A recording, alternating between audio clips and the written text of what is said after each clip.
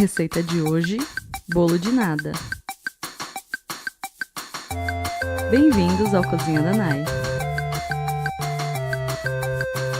Em um refratário, adicione 2 ovos, 1 xícara de açúcar, misture,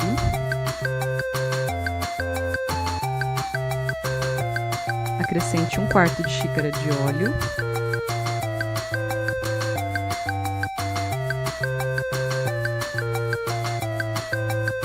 meio copo de iogurte natural,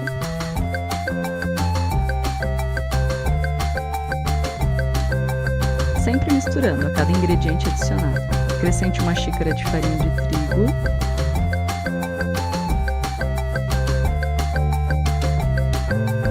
e mexa até obter uma massa homogênea. 1 colher de fermento em pó, misture o fermento à massa,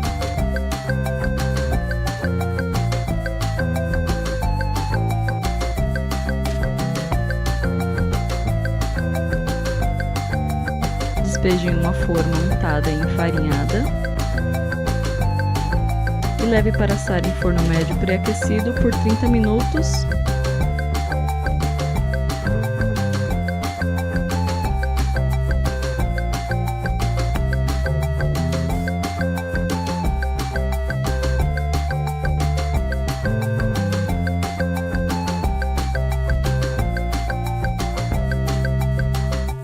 Bom apetite!